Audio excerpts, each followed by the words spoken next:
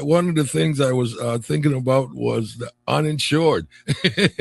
How do you break that gap? From those who are not insured, but hey, every day ends up in a hospital in a crisis one way or the other. Talk about it, we really have to talk about the root of it. And there's very little understanding about how these things are connected. When the Affordable Care Act went into effect, resources were not provided to the territories on a level of helping them to establish the marketplaces that affect people being able to get an insurance policy in jurisdictions on the mainland. So if you look at when the Affordable Care Act went into effect, it mirrors about the exact time that some of these companies that provided an individual health package left the territory. You can look at the size of the pool here, whether it supports these companies, and this is the data that they look at. So it was very, very difficult attracting any companies here that provide that product because of the absence of the insurance mandate.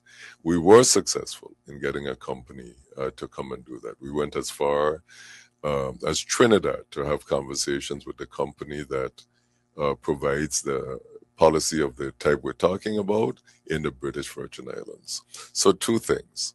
One, we learned that the BVI market, which is even smaller than ours, has such a policy because the government of the British Virgin Islands subsidizes it for its population. So that's one thing.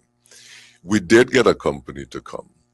However, and at the very onset, the policies were a range in price somewhat similar to what we pay for the government of the Virgin Islands. But the company just kept asking for additional increases, like increases every year, to the point where their numbers of policies were decreasing and they really weren't growing the market to our satisfaction.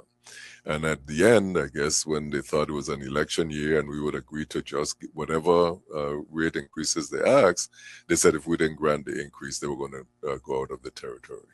We gave them a modest increase to match the cost of inflation, and they still went. Now we're talking with another company that is interested in providing this package, and my staff has already made the contact with them and are already talking about what the commitments are that they need to make in order to have this happen. But one of the things we've talked about in approaching this Roach Francis administration is whether we might try to offer through the government a package, a plan to have health insurance for our entire population, which requires us to look at subsidizing it in a way that the British Virgin Islands has.